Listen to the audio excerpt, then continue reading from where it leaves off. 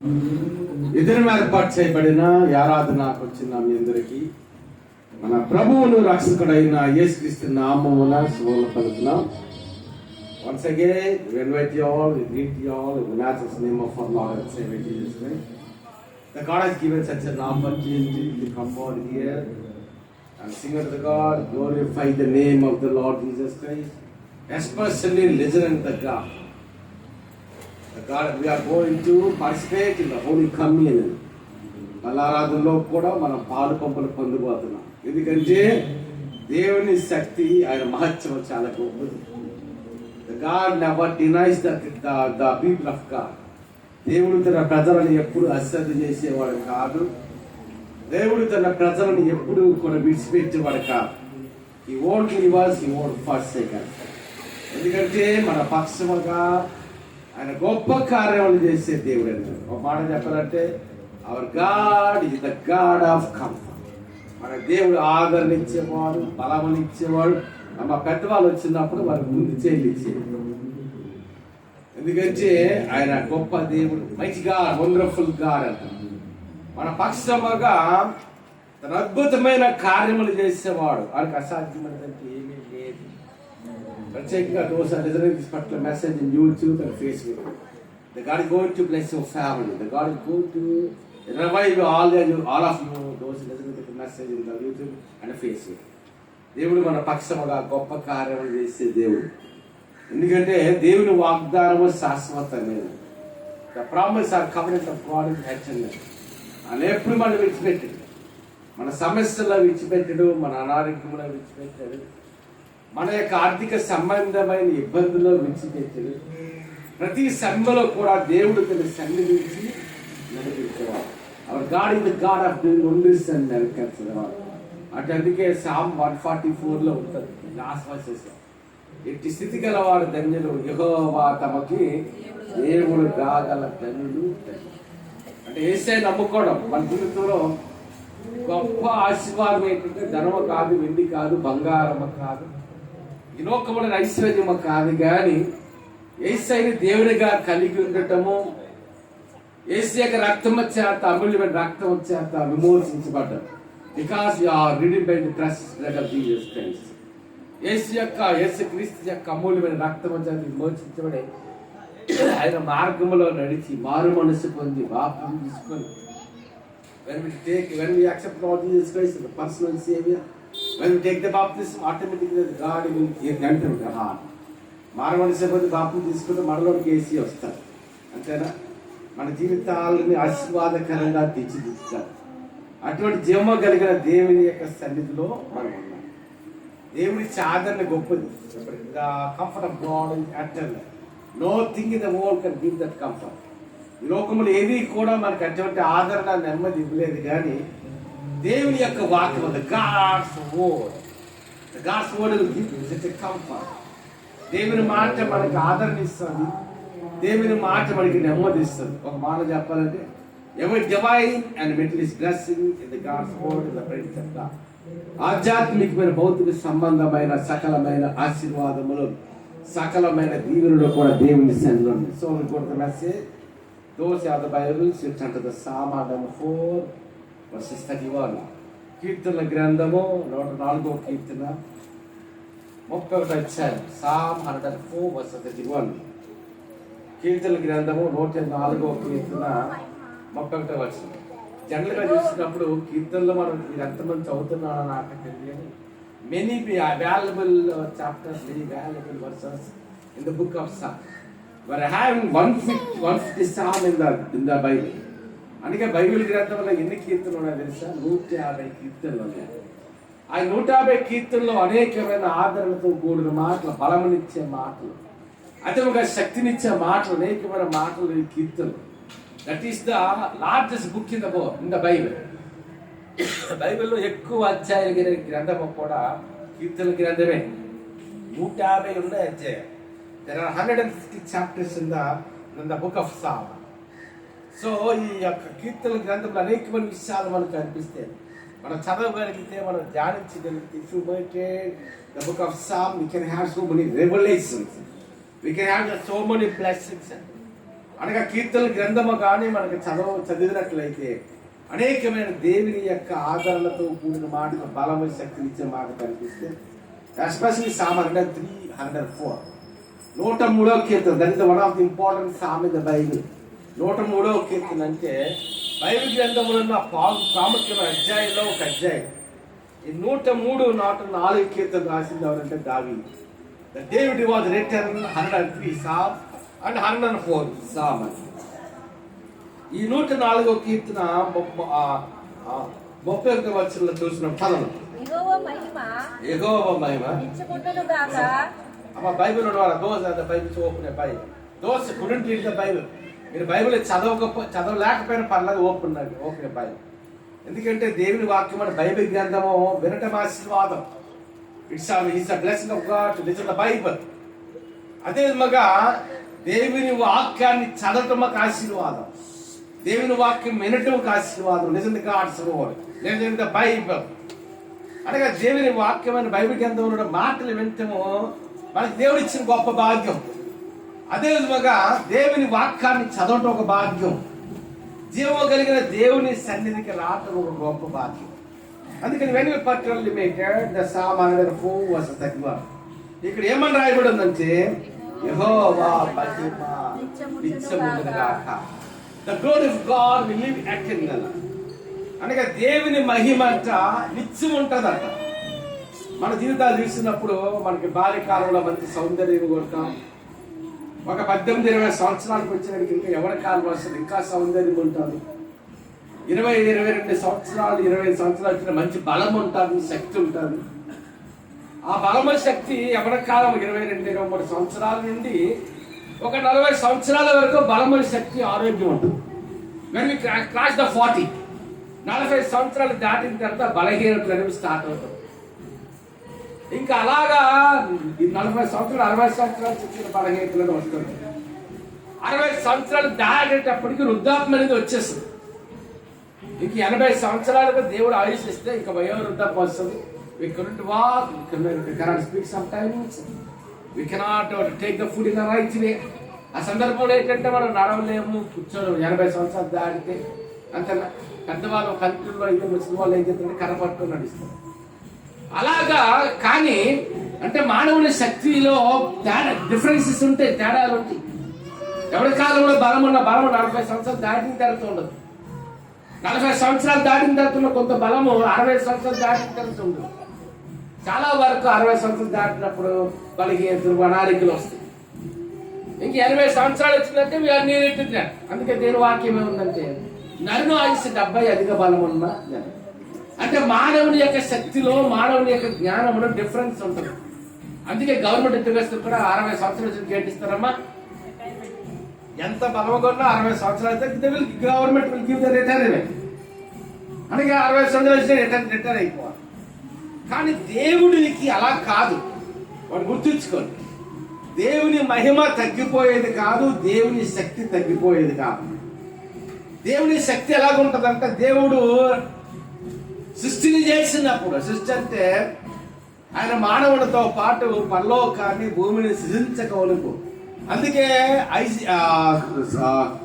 Ephesians లో Colossians ఉంటారు. ఏమని తెలుసా? ఆయన సర్వ సృష్టికి ఆది సంభూతుడై ఉన్నాడు. ఇది ద ఫస్ట్ బోర్న్ ఆఫ్ ఎవరి క్రియేషన్ ఉంటుంది ఇంగ్లీష్. అంటే దేవుని యొక్క శక్తి ఈ సృష్టిని చేసేటప్పుడు ఎటువంటి శక్తి ఆయనకు ఉందో, ఆదాములు చేసినప్పుడు ఆయనకి ఎటువంటి శక్తి మార్చం ఉందో, 2000 సంవత్సరాల క్రితం మానవుని రక్షించి మానవుని కొరకు ప్రాణం పెట్టడానికి, మానవ జీవితాన్ని మార్చడానికి 2000 సంవత్సరాల క్రితం దేవుడే the God the creator of the universe came into the human life. అనగా దేవుడు సర్వసృష్టి అయిన దేవుడు దేవదూతల గర్వాల చేత కోటాను millions and billions and trillions of angels they are worshipping the God. కోట్ల మంది దేవదూతలు ఏమని సిద్ధిస్తున్నారు తెలుసా? 6 రెక్కలు ఉంటే 2 రెక్కలతో తమ ముఖము కప్పుకుంటున్నారు, 2 రెక్కలతో తమ పాదములు కప్పుకుంటున్నారు, 2 రెక్కల దగ్గరికి ఏమంటున్నారు? హోలీ ద గాడ్, పరిశుద్ధుడైన దేవుడు యెహోవా మహిమ కలుగుగాక. అంతేనా? అంటే దేవుని యొక్క ఒకటి మనం అర్థం చేసుకోవాలి. అంటే 2000 సంవత్సరాల క్రితం మానవుల కొరకు ప్రాణం పెట్టిన అవుతున్నప్పుడు వారి పరిచయంలో Jesus did so many wonders and miracles. ఆయన పుట్టిగుడ్డి వాళ్ళు కలిగించారు. పుట్టిగుడ్డి వాళ్ళు కళ్ళు రావడం అనేది అవదు, మధ్యలో చూపుపోతే వస్తుంది, కానీ పుట్టిగుడ్డి వాళ్ళకంటే అక్కడ నర్వస్ సిస్టమ్ ఉండదు. కానీ యేసయ్య పుట్టిగుడ్డి వాళ్ళకి కలిగించారు. ఆయన కుష్ఠరోగులను శుద్ధులుగా చేశారు. 30 సంవత్సరాల నుండి వ్యాధి కలిగిన రోగిని బాగు చేశారు. ఆ తర్వాత వచ్చినడికి ఆయన చనిపోయిన 4 దినాలైన లాజరు, ఒక విధంగా చెప్పాలంటే కుళ్ళిపోయి ఉంటుంది లాజరు యొక్క శరీరం. అప్పటికే వాసన పడుతుంది. అటువంటి లాజర్ని కూడా ఒక్క మాటతో ఆయన బ్రతికించారు. అంటే సృష్టిని చేసినప్పుడు దేవునికి ఎటువంటి బలం ఉందో, ఎటువంటి శక్తి ఉందో, అదే శక్తి 2000 సంవత్సరాల క్రితం దేవుడు మానవునిగా వచ్చినప్పుడు the same power, the same energizing, the same glory, అదే మహిమ, అదే శక్తి, అదే మహత్వం, అదే ప్రభావం ఉంది. అదేమగా ఒక మాట గుర్తుంచుకోండి, దేవుడు ఇప్పటికీ కూడా అదే శక్తి కలిగిన వాడు. అందుకే దేని వాక్యం యేసు అంట నిన్న నేడు రేపు ఎలాగున్నాడంట, ఏకరీతిగా ఉన్నాడంట.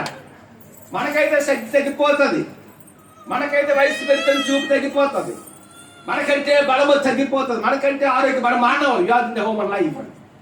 కానీ దేవుడు అలా కాదు. ఆయన సర్వోన్నతుడు, సర్వశక్తి సంపన్నుడు, సర్వశక్తికి ఆధారభూతుడు. ఆయన శక్తి తగ్గిపోదు, ఆయన జ్ఞానం తగ్గిపోదు, ఆయన మహత్యం తగ్గిపోదు, ఆయన మహిమ కూడా తగ్గిపోదు. అంటే తగ్గని యొక్క జ్ఞానము, మహిమ, శక్తి, ప్రభావము కలిగిన వాడు. ఆయన ఎటువంటి డిఫరెన్స్ అనేది కూడా మనకు కనిపించదు. ఎందుకంటే ఆయన గొప్ప దేవుడు, మహత్యం కలిగిన వాడు. ఆయనకు అసాధ్యం, నథింగ్ ఇంపాసిబుల్ కాదు. ఆయనకు అసాధ్యమైనదంటూ ఏమీ లేదు. చాలా మంది భక్తులు చెప్తారు కదా, చనిపోయినప్పుడు లాజరు యొక్క సమాధానికి వచ్చి లాజరు తీసివేసిన తర్వాత లాజరు బయటికి రమ్మన్నాడు ప్రభు వారు. రాసవస్త్రం గారికి వచ్చాడు. లాజరు కాకుండా చనిపోయిన అందరూ బయటకు వచ్చేయండి, బ్రతికేవారా కాదు చెప్పండి? బ్రతికేవారా కాదా? ఖచ్చితంగా బ్రతుకుతారు. ఎందుకంటే పరిపూర్ణమైన శక్తి కలిగిన వాడు. ఆయన శక్తి అనంతము, ఆయన జ్ఞానం అనంతము. అందుకే పౌలు రాస్తాడు, బుద్ధి జ్ఞాన సర్వాసము కూడా క్రీస్తునందు ఏంటయిందంట, దేవునిలో యేసయ్యలో జ్ఞానము, పరిపూర్ణమైన జ్ఞానం ఉంది, పరిపూర్ణమైన మహత్యం ఉంది. David was having such a revelation. దావీదుకి ఆ యొక్క మర్మము, ఆ రెవల్యూషన్, ఆ ప్రత్యక్షత తెలుసు కాబట్టి ఇక్కడ ఏమంటుందంటే యెహోవా మహిమ ఏంటంట, దేవదూతలే ఆయన మహిమను చూడలేపారు. దేవదూతలే ఆయన ప్రత్యక్షంగా చూడలేకపోయినప్పుడు మనుషుల మహిమని ఎంత. అందుకని యెహోవా మహిమ నిత్యముండును గాక. తర్వాత మాట, ఎవరి క్రియలంట? ఒక మాట గుర్తుంచుకోండి, ఇది నాడు మనం ఆరోగ్యముగా ఉన్నామంటే, ఇది నాడు మనం శక్తి కలిగి ఉన్నామంటే, ఇది నాడు మనం సమృద్ధిలో ఉన్నామంటే, ఇది నాడు దేవుని మందిరానికి వచ్చి దేవుని వాక్యం అని విన్నామంటే ఇట్స్ ఎ మిరకల్ అంట. అది దేవుని యొక్క గొప్పతనం, మన గొప్పతనం కాదు. దినాలు భయంకరంగా ఉన్నాయి. మీరు ఎంతమంది న్యూస్ టీవీలో న్యూస్ చూస్తారు నాకైతే తెలియదు. మన శుక్రవారం అనుకుంటాను ఒక మ్యారేజ్కి వెళ్ళి ఇంటికి వచ్చిన తర్వాత న్యూస్ పెడితే ఏమని చూపిస్తున్నాడు తెలుసా, అంతమంది ఇజ్రాయెల్ దేశం మీద హమాస్ టెర్రరిస్ట్ అటాక్ చేశారు. ఆ తర్వాత ఇజ్రాయెల్ ఏం చేసిందంటే కొన్ని వందల వేల మంది చంపేశారు ఇజ్రాయెల్ యూదుల్ని. ఆ తర్వాత ఇజ్రాయెల్ ఆర్మీ ఏం చేసిందంటే హమాస్ టెర్రరిస్టులు అందరినీ కూడా ఒక్కొక్కరిని కాల్ చంపుతుంది. లెబనాన్ మీద దాడి చేస్తుంది. మొన్న పోయిన వారంకి వచ్చేటప్పటికి ఇరాన్ అనేది ఇజ్రాయెల్ మీద ఒక అరగంట సమయంలో 500 మిసైల్స్ ప్రయోగించింది. అంత భయంకర పరిస్థితి. మొన్న శుక్రవారం జరిగింది ఏంటి తెలుసా, అమెరికా దేశం ఇజ్రాయెల్ దేశానికి సపోర్ట్. అమెరికా దేశంతో పాటు బ్రిటన్ ఒకటి, ఫ్రాన్స్ ఒకటి, జర్మనీ, వాటిని అన్నింటినీ కూడా వెస్టర్న్ కంట్రీస్ అంటారు. అమెరికా దేశం ఏం చేసిందంటే శుక్రవారం దినాన్ని ఇరాన్ మీద బాంబులు వేసింది. చూసారా, ఇరాన్ మీద, లెబనాన్ మీద ఏం చేసిందమ్మా. ఇప్పుడు ఇరాన్ మీదకి ఎవరున్నారు తెలుసా, రష్యా, చైనా ఉన్నారు. ఇజ్రాయెల్ మీదకి ఎవరున్నారంటే అమెరికా, యూరోపియన్ కంట్రీస్ ఉన్నారు. అంటే నెక్స్ట్ స్టేట్ వస్తుంది చెప్పండి, మూడవ ప్రపంచ యుద్ధం అనేది కానీ వచ్చినట్టు. ఒకప్పుడు యుద్ధాలాగా ఇప్పుడు యుద్ధాలు లేవు. ఒకప్పుడు యుద్ధాలే కాకుండా కత్తులతో పొడుచుకునేవారు, అది యుద్ధం. ఆ తర్వాత కాలం ఏంటంటే ఈ వార్ ట్యాంకర్స్ వెళ్ళి ట్యాంకర్స్ ద్వారా ఇలాగా యుద్ధం. ఇప్పుడు యుద్ధం ఏంటి తెలుసామా, ఒక్క బాంబు, ఒక్క బటన్ నొక్కితే ఏంటవుతుంది, అమెరికా ఒక బటన్ నొక్కింది అనుకోండి, ఆటం బాంబు వెళ్ళి ఎక్కడ పడిపోతుంది? ఇంచుమించు 15,000 ఆటం బాంబులు అమెరికా దగ్గర ఉన్నాయి. 10,000 ఆటం బాంబులు ఎక్కడున్నాయి తెలుసా? రష్యా దగ్గర ఉన్నాయి. ఒక 2,000 ఆటం బాంబులు చైనా దగ్గర ఉన్నాయి. ఇండియాకు కూడా ఉన్నాయి ఆటం బాంబులు, 200-300 ఉంటాయి. ఇజ్రాయల్ దేశం దగ్గర కూడా ఇరాన్ దగ్గర ఆటం బాంబ్స్ లేవు, ఇజ్రాయల్ దేశం దగ్గర ఆటం బాంబ్స్. ఒకవేళ అలాగే కానీ ఒకవేళ రష్యా చైనా యుద్ధంలో దిగితే ఎంత భయంకరమైన పరిస్థితి వస్తుంది తెలుసా? కేజీ బియ్యం అనేది, 1 కేజీ బియ్యం 300 అవుతుంది. అర్థమవుతుందా?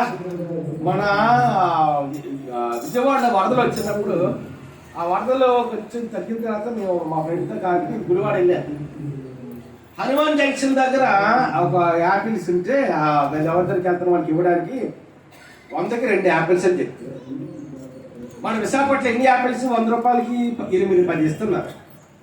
కానీ అక్కడ ఎన్ని యాపిల్స్ అమ్మా? 2 అమ్మా. 2 అమ్మా అంటే 3 తీసుకున్నాను, 3కి మించి ఇవ్వదాను. అప్పుడు 300 పెట్టి 9 యాపిల్స్ తీసుకున్నాను. అంటే చిన్న వరద వస్తేనే అంత భయంకరంగా ధరలు పెరిగిపోయినప్పుడు, 3వ ప్రపంచ యుద్ధం అనేది వస్తే ఎంత భయంకరమైన పరిస్థితులు ఉంటాయి. ధరలు పెరిగిపోతాయి, ఉద్యోగాలు ఆగిపోతాయి, అంతేనా కాదా? భయంకరమైన పరిస్థితులు వస్తాయి. అందుకే ఇక్కడ ఏమన్నా వాక్యం రాయబడిందంటే, యెహోవా తన క్రియలను చూచి ఆనందించనగాక. అంటే దేవుడే మనల్ని కాపాడాలి. God protects we cannot survive in the world. అంటే దేవుడే మనల్ని కాపాడాలి. ఇదినో బయటికి వెళ్ళిన వాళ్ళు తిరిగి వస్తారని చెప్పలేము, అంతేనా? అంటే ఎంత భయంకర పరిస్థితి భూమి మీద ఉన్నాయి. కరువు కాటకాలు వచ్చి కొన్ని దేశాల్లో తినడానికి ఆహారం లేదు, కొన్ని దేశాలు చూసినప్పుడు పంటలు పండించడానికి లేదు, కొన్ని దేశాల్లో ఇరాన్ మన 500 మెసేజ్ పెట్టినప్పుడు ఇజ్రాయల్ ఆర్మీ ఏం చేసి తెలుసా? సైరన్ మోగించి ఏం చెప్పారంటే, మీరందరూ బంకర్స్ లోకి వెళ్ళిపోమన్నారు. 500 మెసేజ్ లో 450 ఆపేశారు. ఎవరు? ఇజ్రాయల్. దాని డోమ్ సిస్టమ్ అంటే దాన్ని ఆపేస్తారు, భూమి మీద పడకుంటారు. ఒక 40-50 మిసైల్స్ పడ్డాయి. ఇస్రాయల్ దేశానికి భయంకరమైన నష్టం వచ్చింది. ఎప్పుడైతే ఒక మాట గుర్తుంచుకుంది, మామూలు అప్పుడు వచ్చే సైరన్లు వేరు. బీచ్ ఉందనుకోండి, 11 గంటలకు 2 గంటలకు ఏదో మొత్తం సైరన్ ఉపయోగిస్తే అది మామూలు సైరన్. యుద్ధ కాలంలో గుర్తుంచుకోండి, అలాగుంటుంది సైరన్ అనేది. అది వేరే సైన్, ఏ దేశంలో అదే వేరే సైన్ కొట్టారు. వెంటనే ఇస్రాయల్ ఆర్మీ ఏం చేస్తారంటే అవేర్ చేస్తారు. సెల్ ఫోన్ పంపించి, టీవీలు పంపించి, కంప్యూటర్స్ పంపించి ఇమీడియట్లీ కొంటుగా బంకర్స్. మీరు బంకర్స్ లోకి వెళ్ళకపోతే భయంకరమైన ప్రమాదం వస్తుంది, కొన్ని వేల మంది చనిపోవడానికి అవకాశం ఉంటుంది.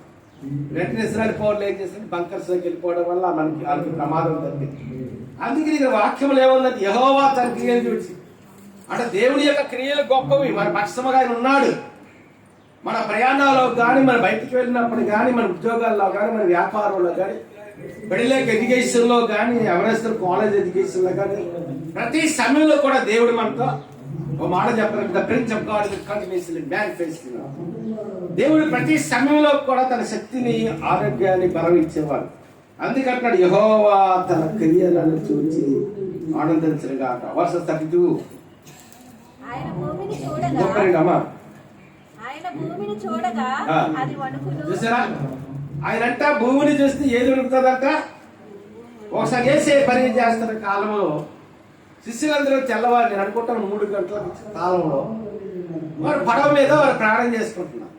వేసే వచ్చాడు అక్కడ నడుచుకుంటూ, దేవి నడుచుకుంటూ, సముద్రమే నడుచుకుంటూ. దూరం నుండి శిష్యులు చేసేప్పుడు అమ్మ భూతం వచ్చింది అంటున్నారు. వాడు ప్రభు వారి దగ్గరికి వచ్చిన తర్వాత, నేను భూతాన్ని కాదు, నేను వేసే అనేటువంటి గంట. అమ్మో, అయితే పేతురు అన్నాడు, ప్రభా నేను కూడా నీటి మీద నడిచాడు, సముద్రాన్ని చూసినట్టు భయపడ్డాడు. యేసు ప్రభు మరొక సందర్భంలో మత్తయి సువార్త 8వ అధ్యాయంలో ఆయన దోణి ఎక్కి ఒక ప్రాంతం నుండి ఒక ప్రాంతానికి వెళ్తున్నాడు. వెళ్ళేటప్పటికి సముద్రం మీద తుఫాన్ వచ్చింది. వెంటనే యేసు ఆ దోణిలో ఆడమర బాగా నిద్రపోతున్నట్టున్నాడు, కానీ నిద్రపోవడం కాదు, టెస్టింగ్ ఇస్ దిస్ అయిపోయింది. తన స్పెషల్ పరిశీలిస్తున్నాడు, ఏంటంటారు. వాళ్ళు ప్రయత్నాలు చేశారు. మొదట్లోనే వేసే లేకుండా బాగున్నాము, వాళ్ళు ప్రయత్నాలు చేశారు. ఆ తుఫాను తప్పించుకోండి, వాళ్ళు సాధ్యం కాదు. వాళ్ళు ఏమనుకుంటారంటే శిష్యులు, అయ్యో నేను పుట్టినప్పుడు నేలారు వాళ్ళము ఈ సముద్రం అంటే మాకు తెలిసి ఏసైకి ఏం తెలిసినట్టు. ఇంకా పడవ డోను మునిగిపోయే పరిస్థితి వచ్చింది. వెంటనే ప్రభువారు అన్నారు కదా, ఒకే మాట, ఆయన లేపేయడానికి లేచి అల్ప విశ్వాసాలు ఎందుకు సందేహపడతారని చెప్పారు. చెప్పిన తర్వాత ఏమన్నాడు తెలుసా, అని గాలిని సముద్రమును గద్దించగా అది మిక్కిలి నిమ్మలమాయి. అంటే యేసయ్యకి దేని మీద అధికారం ఉంది? గాలి మీద అధికారం ఉంది, సముద్రం మీద అధికారం ఉంది. అదేముగా ఆయనకి భూమి మీద అధికారం ఉంది, ఆకాశాల మీద అధికారం ఉంది. ఒక మాట చెప్పాలంటే Jesus is having the power of God. He is having the authority over the sea or the earth. అంటే దేవుడికి భూమి ఆకాశాల మీద సమస్త సృష్టి మీద ఎవరికి అధికారం ఉంది? యేసయ్యకి అధికారం ఉంది. ఆయన అధికారానికంటే ఉన్నతమైనది లోకము లేదు లేదు. అందుకన్నాడు కదా, ఆయన చూడగా ఆయన ఒక్క దృష్టి చేస్తే ఏంటి వణుకుతుందంట? భూమి వణికిపోద్దంట, భూమి వణికిపోద్దంట. అందుకని మీకా గ్రంథంలో ఉంటది, ఆయన పర్వతం మీద కాలు మాపగా పర్వతం వణికిందంట. ఆయన భూమి వైపు వచ్చినప్పుడు భూమి ఏంటవుతుందమ్మా? వణికిపోతుంది. అంటే పంచభూతముల మీద కూడా అధికారం ఉంది. ఆయన అధికారానికి ఉన్నతమైనదంటే ఏం లేదు. అందుకంటాడు ఆయన భూమినిచ్చమనగా అది వణుకును. దేన్ని మట్టుగా? ఆయన పర్వతములను మట్టుగా అవి పొగరాదులు. అంటే గొప్ప దేవుడు. Many times we have to understand the power of God. దేవుని శక్తి అంటే మనం అర్థం చేసుకోవాలి, ఆయన మహత్యం అంటే అర్థం చేసుకోవాలి, ఆయన ప్రభావం ఏంటి మనం అర్థం చేసుకోవాలి. ఎందుకంటే దేవుని మనం యేసయ్యని ఎంతగా అర్థం చేసుకుంటామో అంతగా మనం ఆశీర్వదించబడి. We have to understand the God in the right way. అందుకని మాట బైబిల్లో ఉంటుంది, దేవుని మర్మమైన క్రీస్తుని స్పష్టముగా ఎరిగిన వారు. అంటే లోకానికి యేసు ఏటమా? The Christ is the mystery to the nations. ఈ భూమి కంట మానవ జాతి కంట ప్రభు వారు ఏంటంట ఒక మర్మము. Christ is the mystery to the world అంట. అందుకని మర్మమైన క్రీస్తుని, ఆయన గొప్పతనాన్ని, ఆయన మహత్యాన్ని, ప్రభావాన్ని మనం కరెక్ట్గా అర్థం చేసుకోవాలి. అందుకంటున్నాడు ఆయన భూమిని చూడ కాదు వణుకును, ఆయన పర్వతముల మొట్టగా అవి పొగరాల్సి. తర్వాత మాట, నా జీవిత కాలం అంతయు నేను ఎవరి కీర్తనలు పాడతారంట?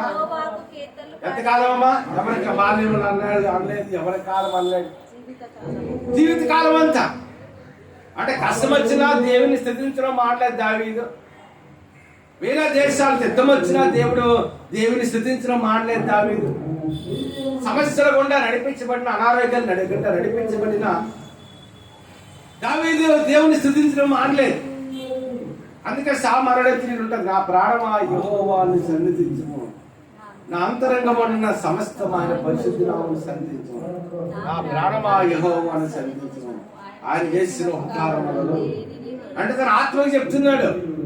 దావీదు పెదవులతో మాత్రమే కాదు, తన ఆత్మలో దేవుని స్థుతించాడు. అంతేనా? దేవుడు మన జీవితాల్లో చేసిన మేలులను ఉపకారం అన్నారు. ఆయన చేసిన మేలులో దేనిని అంటే we should not deny the benefits of God in our life. అంటే దేవుడు మన జీవితంలో చేసిన మేలుని ఉపకారములను ఎప్పుడూ కూడా మనము మర్చిపోయామా? ఇంక నెక్స్ట్ మెరకల్ మన జీవితంలో జరగదు. దేవుడి గతంలో చేసిన మేలు మనం మర్చిపోయాం అనుకోండి, ఆ తర్వాత దేవుడి మేలు మనం కనిపించం. కానీ దేవుడు మన దైనందిన జీవితంలో చేసే ప్రతి మేలుని, ప్రతి ఉపకారమును కూడా మనం ఏం చేయాలంటే జ్ఞాపకం ఉంచుకోవాలి. అదే మాట అంటున్నాడు ఒకసారి చూడండి, నా జీవిత కాలం అంతయు నేను యెహోవా. కష్టం వచ్చినా దేవుని స్థుతించాలి, శ్రమ వచ్చినా దేవుని స్థుతించాలి. At the time of trouble you have to worship the God. At the time of sickness you have to worship the God. అంతేనే కాదా, మనకు అనారోగ్యం వచ్చినా దేవుని స్థుతించాలి, సమస్యలు వచ్చినా దేవుని స్థుతించాలి. నాకు ఇప్పటికి జ్ఞాపకం, ఒకసారి నాకు ఇప్పటికీ జ్ఞాపకం ఉంది. ఒక 20-30 మంది దౌర్జన్యం ఒక బరియల్ కార్యక్రమంకి వెళ్ళాము. ఆ పేరు వాసంతి, ఆ భర్త జయదేవ్ ఆయన పేరు. అయితే సేవకులు వెళ్ళాలి, అందరూ కూర్చొని వాకింగ్ చెప్పాము. ఆ తర్వాత బాడీని బరియల్ గ్రౌండ్ నుండి ఆ సమాధి దగ్గర తీసుకెళ్ళాలి. ఆయన భార్య ఏమన్నా తెలుసా? ఆయన పేరు యశోవతు వాసంతి. ఏమన్నా తెలుసా? యెహోవా ఇచ్చాను యెహోవా తీసుకొని పోయిన యెహోవాకే. అంతేనా? నీకు ఆరోగ్యం వచ్చింది యేసయ్య, నీకు భర్తను ఇచ్చింది, భార్యను ఇచ్చింది యేసయ్య, నీకు విడుదల ఇచ్చింది యేసయ్య, నీకు సమృద్ధి ఇచ్చింది యేసయ్య. అంతేనా? అందుకని యెహోవా గొప్ప సాక్ష్యము. ఆ సాక్ష్యం విన్నాం. యోబు ఏమంటున్నాడు? ఒకే దినాన్ని తన మేకల గొర్రెలు మందలు అన్నీ పోయాయి. ఒకే దినాన్ని తన కుమారులు కుమార్తెలు కూడా చనిపోయాయి. ఒక మాట చెప్పాలంటే Job lost everything in his life. ఆయన జీవితంలో ఉన్న ప్రతిదీ కోల్పోయాడు. ఏమన్నాడు యోబు చెప్పండి లాస్ట్ లో? యెహోవా ఇచ్చెను, యెహోవా God has given, God has taken. యెహోవా ఇచ్చెను, యెహోవా తీసుకుని పోయాను. యెహోవా నామమునకు ఏం కలిగిన గాక? మహిమ కలిగిన గాక. అదే మాట ఇక్కడ అంటున్నాడు. సత్య నా జీవిత కాలం అంతయో యెహోవాకు కీర్తించెదను. చూసారా? నేనున్నంత కాలం బాల్యంలో దేవుని స్తుతించాలి, యవ్వన కాలంలో దేవుని స్తుతించాలి, మధ్య వయసులో దేవుని స్తుతించాలి, వృద్ధాప్యంలో దేవుని స్తుతించాలి, వయోవృద్ధాప్యంలో దేవుని స్తుతించాలి. ఒక మాట గుర్తుంచుకోండి, we should not deny the presence of God in our life. మన జీవితంలో ఏది అశ్రద్ధ చేసినా పర్లేదు, కానీ ఏది అశ్రద్ధ చేయకూడదు? దేవుని సన్నిధిని అశ్రద్ధ చేయకూడదు. we should not deny the presence of God in our life. దేవుని సన్నిధినప్పుడు అలా అలక్ష్యం చేయకూడదు. దేవుని సన్నిధినప్పుడు అశ్రద్ధ చేయకూడదు. ఎన్ని పనులున్నా సరే వదిలేసినట్టు దేవుని సన్నిధిలో మోకరించడం, ఎన్ని పనులున్నా దేవుని వాక్యాలు చదువుకోవడం, ఎంత విజయ సంచులు ఉన్న ఆదివారం దేవుని మందిరానికి రావటం, ప్రతి నెల మొదటి ఆదివారం ఇచ్చే లార్డ్ సభలో పార్టిసిపేట్ చేయడం. మనం ఏది అశ్రద్ధ, ఉద్యోగం అశ్రద్ధ చేస్తే పర్లేదు, వ్యాపారం అశ్రద్ధ చేస్తే పర్లేదు, కొన్నిసార్లు బిడ్డలు అశ్రద్ధ చేస్తే పర్లేదు, భర్తను భార్యను అశ్రద్ధ చేస్తే పర్లేదు, కానీ ఎవరిని అశ్రద్ధ చేయకూడదు. We should not deny the presence of God.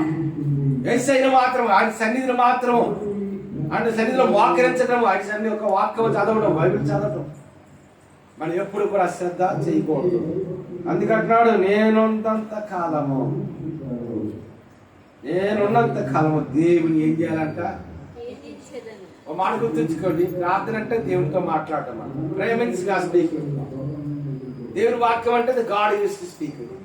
ప్రార్థన అంటే దేవుడితో మనం మాట్లాడు, మన కష్టాలు నష్టాలు దేవునికి విన్నవించుకోవడం, దాని ప్రేరణ ప్రార్థన.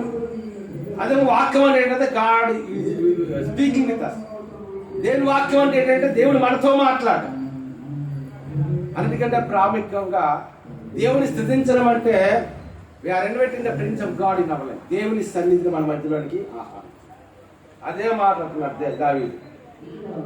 అంటే ఒక విధంగా చెప్పడం, దేవుని చెప్పిన వాడు షీప్ అని. దావీదు అంటే ప్రతి సమయంలో దేవుని ఆరాధన చేసిన వాడు, దేవుని స్థుతించిన వాడు, దేవుని నామాన్ని భయపరిచిన వాడు. నేనున్నంత కాలము నా దేవుని ఇతను అన్నిటికంటే మూలవాక్యం ఏంటంటే Psalm 104:31 ఫస్ట్ లైన్ ఏముంది? యెహోవా మహిమ ఎలా ఉండాలంట? దేవుని యొక్క మహిమ నిత్యముండును గాక.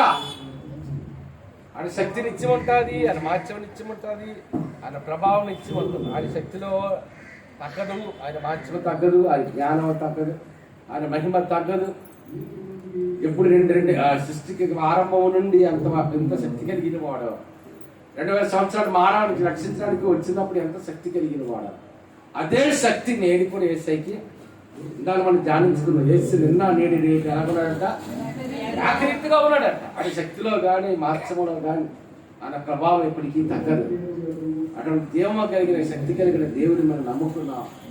దినాలు చూసినప్పుడు భయంకరంగా ఉన్నాయి. ఎవరికి చూసినా అనారోగ్యాలు, ఎవరికి చూసినా జ్వరాలు, ఎవరికి చూసినా కాళ్ళు నొప్పులు, మోకాళ్ళ నొప్పులు, ఎవరికి చూసినా చూడండి ఎంత భయంకరమైన పరిస్థితులు ఉన్నాయి.